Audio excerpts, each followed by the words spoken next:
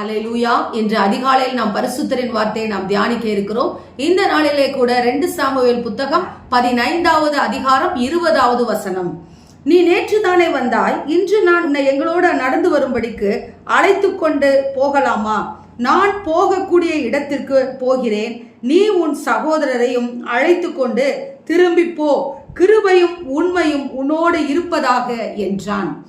தாவீது ஈத்தாயை பார்த்து சொல்லுகிறான், புறஜாதியான ஈத்தாயை பார்த்து, என்னோடு கூட நீ நடந்து வரக்கூடாது, இதோ அப்சலோம் எனக்கு எதிராக வந்து கொண்டிருக்கிறான், நீயும் உன் ஜனமும் திரும்பி போங்கள் என்று சொல்லும் பொழுது ஈத்தாய் இந்த இடத்திலே சொல்லுகிறதை நாம் பார்க்கிறோம்.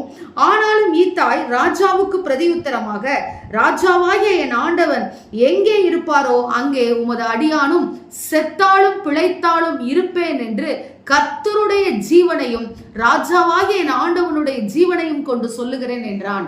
ஆம் தேவ ஜனமே, ரூத் எப்படி புறவினத்தாளாய் இருந்தாலும் கூட, எப்படி அவள் நகோமியை ஏற்றுக்கொண்டு உம்முடைய ஜனம் என்னுடைய ஜனம் என்று சொல்லி ஏற்றுக்கொண்டு வந்தாலோ, அதே போல அந்நியனாகிய இந்த ஈத்தாயும் கூட ராஜாவோடு கூட வருகிறேன் என்று சொல்லி அவன் வாக்கு கொடுக்கிறதை பார்க்கிறோம். அவன் என்ன சொல்லுகிறான்? நான் செத்தாலும் சாகிறேன், நான் உன்னோடு கூட வருகிறேன் என்று சொல்லுகிறதை நான் பார்க்கிறோம். ஆம் தேவ ஜனமே, நம்முடைய வாழ்க்கையிலும் இந்த ஈத்தாயை போல நாம் உறுதியோடு கூட இருக்க வேண்டும். உறுதியுள்ளவர்களாக, எல்லா சூழ்நிலையிலும் கூட உறுதியுள்ளவர்களாக, தேவனை விட்டு விலகாதவர்களாக நாம் இருக்க வேண்டும். பிரச்சனைகளும் போராட்டங்களும் வந்த உடனே எதற்காக இந்த வேதம், எதற்காக கர்த்தரை தேட தேட எனக்கு பிரச்சனை என்று சொல்லாதபடிக்கு, இந்த ஈத்தாய் ஒரு பிரச்சனை வருகிற பொழுது எப்படி அந்நியனாய் இருந்தாலும் தாவீதுக்கு பக்கபலமாய் இருந்தானோ, அதே போல நாமும் கிறிஸ்தவ வாழ்க்கையிலே ஆவியானோரோடு கூட நடைபோடுகிற நேரத்திலே அநேக பெருங்காற்றும் பெரும் புயலும் நம்முடைய வாழ்க்கையிலே வந்தாலும் தேவனை விட்டு விலகாது நாம் இருக்க வேண்டும். இதற்காக தான் கர்த்தர் இதையெல்லாம் நம்முடைய வாழ்க்கையிலே இந்த வேதத்திலே அவர் எழுதி கொடுத்திருக்கிறார். தேவ ஜனமே, இதோ ஈத்தாயை தாவீது வாழ்த்துகிறான், கிருபையும் உண்மையும் உன்னோடு கூட இருப்பதாக என்று சொல்லி வாழ்த்துகிறான். ஒரு அரசன் வாழ்த்துகிறான்.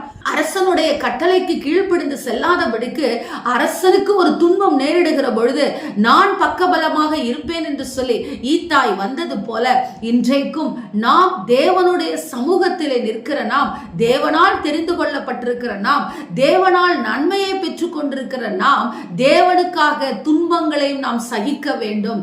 பேதுரு பயந்து எப்படி தேவனை மறுதலித்தானோ அதுபோல நாமும் மறுதலிக்காதபடிக்கு, தேவனை விட்டு விலகாதபடிக்கு, துன்பங்களோடு கூட இதோ தேவனுடைய ராஜ்யத்தையும் அவர் நமக்கு கொடுக்கிறார் என்ற விசுவாசத்தோடு, இதோ ஈத்தாய் எப்படி தாவீதோடு உறுதியாய் இருந்தானோ, நாமும் கர்த்தரோடும் அவருடைய வசனத்தோடும் நாம் உறுதியாய் இருக்க வேண்டும். தேவ ஜனமே, அப்பொழுதுதான் அவருடைய கிருபை நம்மை எந்த நாளும் காக்கும் என்று சொல்லி வசனம் சொல்லுகிறது.